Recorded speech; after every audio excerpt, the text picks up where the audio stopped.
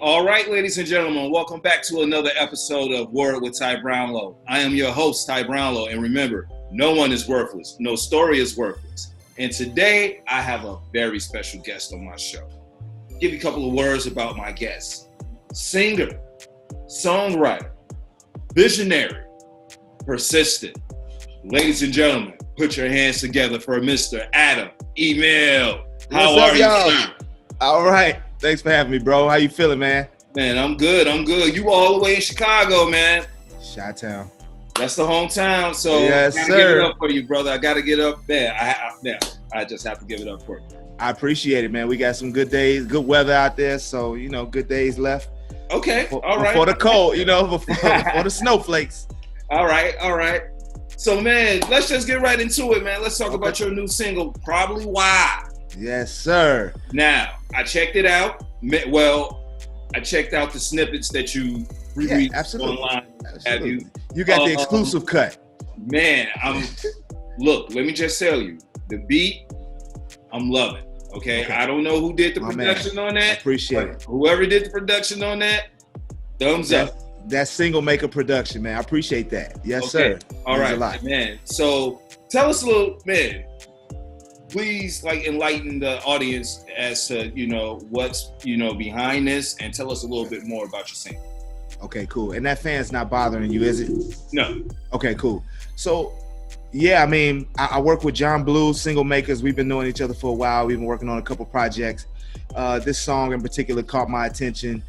Just embodied, it was a lot of things that I was feeling. We collaborated on, and he's really a mastermind behind the keyboard and the tools. Just edited some of the vocals and kept making it right over time, bro. I definitely don't write a song a day. I might write a song a day, but it's not finished in a day. You know what I'm saying? So I definitely take my time and edit and fine tune it. So I think over time people will see the lyrics having a lot more meaning than what it may come off initially. You know what I mean? So it's a lot of undermining meanings in the song, and I was just happy to have collaborated, and the energy that we getting on it is great, man. So I'm just continuing to work and be ready for what's next. Okay, man, that's what's up. So the snippets that I've seen, is that going to be the official video that you're going to Let's see. You saw snippets, maybe Instagram. Yeah, that's all taken from what'll be released in about 2 weeks. Yep. Okay. All right. So, man, now is this part of an EP or album, or is this just your single for right now? Well said. It is my single for right now, but ultimately I do have an EP in my visions. But an EP is comprised of great songs, so that's all I'm really focused on. I have a lot of songs in my catalog now that kind of fine-tuning, altering some things. So I have the mindset of singles, but I know ultimately I will package it up and make it something special for my fans and my audience. Well, that's what's up. And Thank you. Man, piggyback off what you're talking about, man, your music has been featured in Chicago PD. You've had your music feature at the NBA All-Star Game down in Houston. Yeah. Man, you've had your music featured on Vh1 Single Lady. So, appreciate it, man. Man, look, I'm telling you, do our homework around here, man. Yeah. So, man, as a artist to have, your songs featured in such, marvelous venues, how does that make you feel as an artist? It feels great. One thing that is important as an artist is celebrating every moment of success, even the small successes. So not to say that those were small successes, but, as human beings, we get things, you celebrate it and then it's gone. You know what I mean? So, but those were definitely milestones for me because of the processes of trying to get a publishing deal. And then the networking was really big for me for Chicago PD. My homegirl, who I won't give her name, but I met her in California, bro, doing a performance, and I was big on networking. I can't even remember the city. I had never been to the city in Cali, but I met her networking after the show in the cafeteria of the casino, and I went around and shook everybody's hand. It's just something that I did. And her buddies were like, it's kind of a funny story, but she had just had a toothache or got in a car. I think she got in an accident. So she was taking some, what's the right way to call it? Valium or something like that. You know what I mean? She was taking prescriptions for pain pills. Yeah, she was taking some pain. So she was kind of sedated, right? So her friends were like, yo, she lives in Chicago. You should reach out to her, this, and that. So I'm kind of looking at her like, yeah, oh yeah? And she's looking at me like, yeah. You know, so I was just like, okay. So, but turns out we ended up being really good friends, and she was a clearing attorney for all of the Chicago PD shows, So she was able to really just kind of, you know, maneuver my stuff, and she knew the right people, which was totally separate than having a publishing deal. So I guess all I'm saying is hard work, you know, continuing to, you know, beyond the publishing deal, you still got a network, and you never know who can get you the song in a movie or who can, you know, get you a commercial. So you celebrate every moment so that you see the importance of it to continue, man. You know what? That is very well spoken, and appreciate it. It's basically when, you know, preparation meets opportunity. Opportunity, absolutely. So you were in that situation, and yes, sir. It will transpire. But now let's say a little bit on that. Now, you know, you quote influences of Stevie Wonder, Marvin Gaye, Bob Marley, and Quincy Jones. Yeah. Now, what is it about these artists and their talents, you know, that shape your musical scope? Ooh, that's a good one. Well, I'll address Stevie Wonder, who I was actually one of the only ones I met Quincy Jones as well, but Stevie I actually was able to have a conversation with. But what I liked about Stevie was obviously his musicianship, his skills on the piano, being blind behind that. Right. And then his lyrics were, you know, always about love. They were deep. It's a song that if I put 6 people in the room, we probably wouldn't write a song like Stevie could see. You know, he was blind, bro. He sees visual colors differently, right? I mean, so it was just his music, man. Not to make it complicated, you know, it's his melodies, it's, you know, it's that clavinet that he plays, it's the way that he, you know, he walks with his right hand and solos, and it's just his skills. And then it's also his longevity. That is something that I'm still inspired by and learning, you know, how do you sustain in this industry? How do you make sure that all the successes is not enough for you, you know, and you keep going? Well, the answer is love, right? So I'll speak on Stevie. I never met Marvin. Obviously, it was his music, the way he made, you know, not just women feel, but guys, you know, everybody felt a certain way about Marvin. And Quincy was just the composer. He brought people together. Juke joint, you know what I mean? He brought musicians of all types, rappers, singers, and he produces. So that's what I was most inspired about Quincy, as well as his staying power and just how connected they are to multiple things.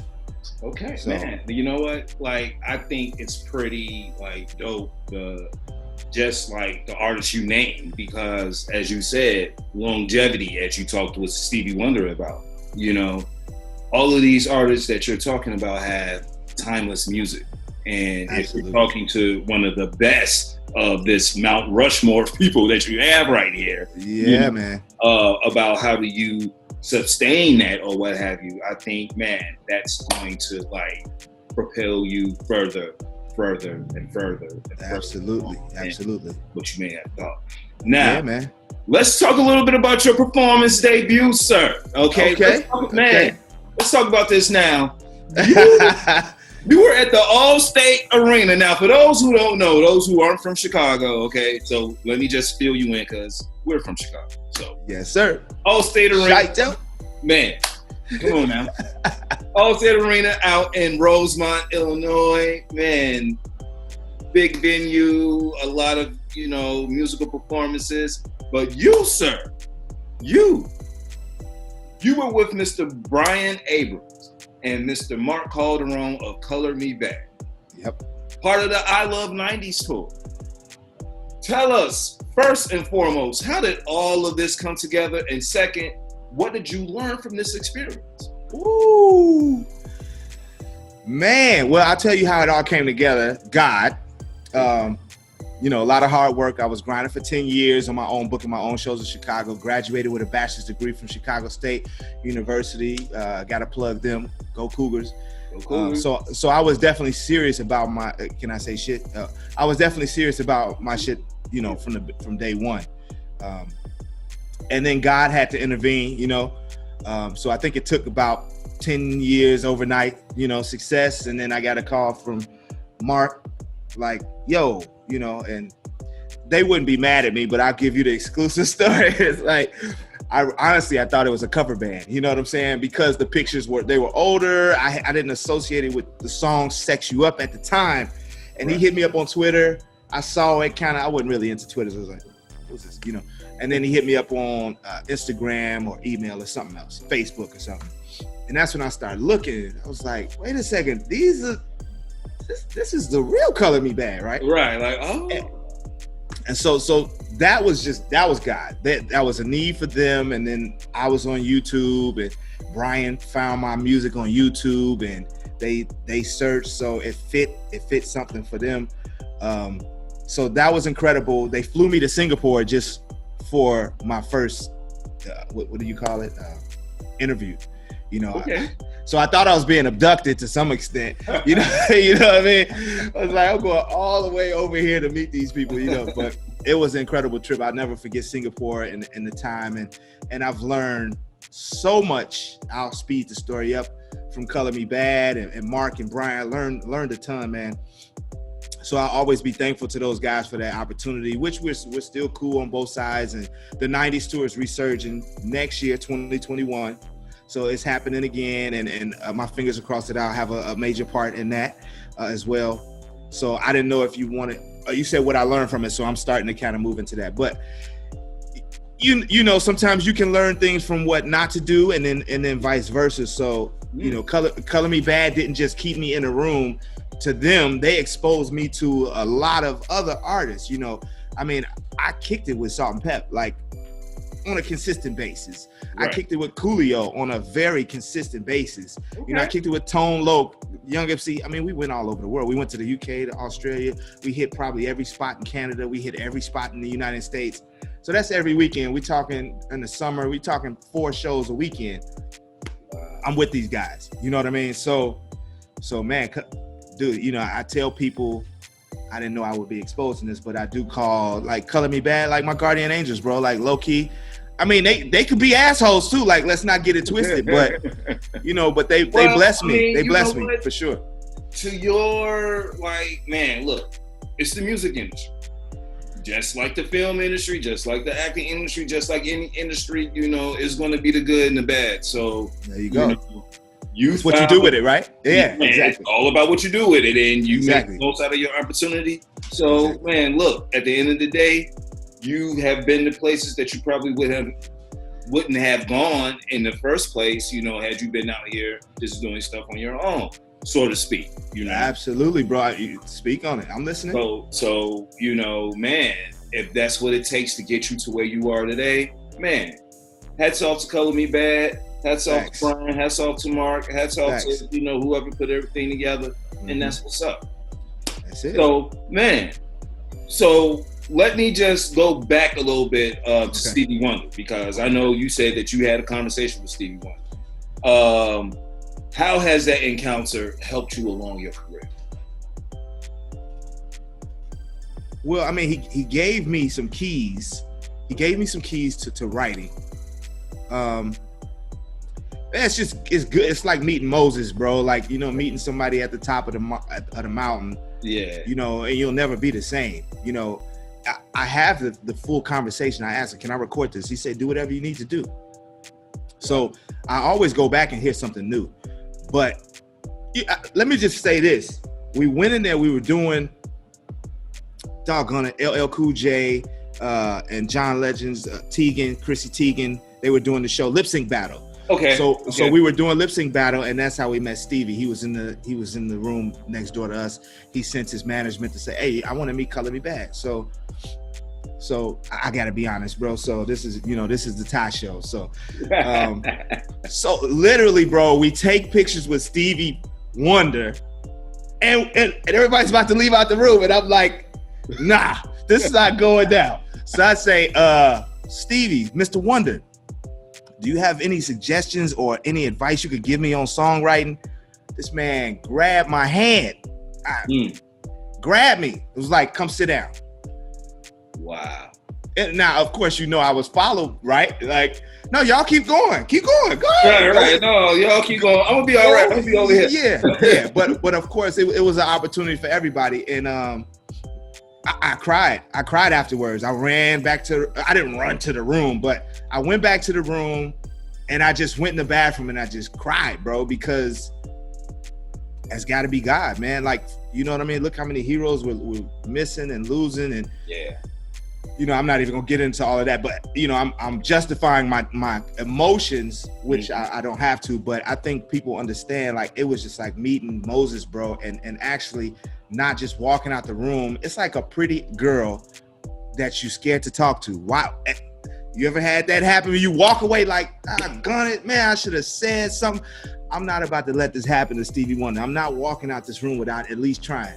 And he sat down, we talked for probably 15 minutes because he had some stuff to do. His management came in, but he gave me the keys, man. And, it helps me every day, bro. With my songwriting, I don't have to question anymore. You know what I'm saying? Now, we might write some different stuff, but I know what Stevie told me. And it was very parallel to what Aretha Frank, Gladys Knight and Patti LaBelle spoke about on that Versus battle. Very parallel, so I can't, I'm not going to give it out. You know what I mean? No, it's not that complicated, but it's just something that I'd rather keep to myself. Okay, well, man, look here, man. That's what's up. And, like you said, it's like meeting Moses and Moses telling you, hey, you know what? This is all you need to do. You know what? I'm going to go back over here now. So, man, if I see you around, just remember what I told you. And then he just walks back, and then you're just like, whoa. So and I recorded it too, bro. So, you know what I mean? Most people, man, but that's, I know the last question, but, I'm a networker, man. And it has its gifts and its curses, but, I don't know. It just came through for me in the clutch, man, to be able to record it and, and be able to listen to it at any time and have that moment. I think I'll meet him again one day, Yes, you will. Yes, you will. And you know what? You're probably going to bring up the conversation that you all had, and then he's going to remember who you are, because sometimes I've seen that with people like, well, man, you remember that? Well, yeah, I remember that. I mean, I remember who you are, but I remember the situation. Yeah. So, he did give me his phone number too, but he never answers, So, but that's all good. That's all good, I was wondering how he was going to do that anyway, So. Okay. All right. Well, hey, even Stevie has to like shade people every now and then. Oh, it's all good, man. He gave me what I needed. All right. Okay. All right. So, man, let's talk a little bit about community and family. All right. I know you're big into both. So how important has personal time for you been, especially now, because of COVID? Man, bro. I have to be honest. I was going to bring this up earlier. I'm glad I didn't. But if I didn't have the opportunity to be able to tour for the 5 years, I would be a wreck right now. Yeah. A straight wreck. So, I have to thank God for that too, because he allowed me. I had a really I want to get on, I want to do this, and it happened. And then this quarantine happened for everybody. So I'm way more accepting of this current situation. Obviously not the illnesses and the people that are dying and the things that's going on, but the downtime, the time to work on yourself and your spiritual, your health, your mental, I'm accepting of it. I don't know if I would have been if I didn't have the opportunities that I did. So I'm able to, hang out with my family a lot more, and they can see daddy happy, and not like, just wait till I get up out of here. So we have fun, man. We have a lot of fun. And I know that, God is real. So when the time is right, it'll happen again. But in the meantime, you got to be thankful for what you do have, because, there's a lot of people that are struggling, man. So, well, man, you know what? That's what's up. I love the spirit, man. I love the spirit. Appreciate it, bro. So, man, that brings us to our last question. All right, Mr. Adam Emil. This is the word with This is the toughest question, right? The hardest one to answer right here. Come on now, man. This is the question that my show's known for, so you got to answer this now. All right. What is the one word that best describes you and why? Man, that's a tough one, bro. I just had to go. The first one on the top of my head is just passionate. Very passionate about things. And why is your question? I don't know. I guess I wear my heart on my sleeve. You know, when I was younger, I had to work on my emotions a lot, you know, not getting worked up. But I think ultimately, you know, I feel things deeply. You can't always present that to the world because, you know, it'll meet a lot of resistance. But I just love hard, man. I love my music. I love my family. I love what my music stands for. I've had to make a lot of sacrifices for this industry, for the game, and it's paid off. But it's also, you know, hurt at times. But the music is what heals you. You know what I mean? So that's something that I have that's advantageous in my career, is that I can sit down and play a song when somebody else might just have to walk it off. You know, just giving examples, you know.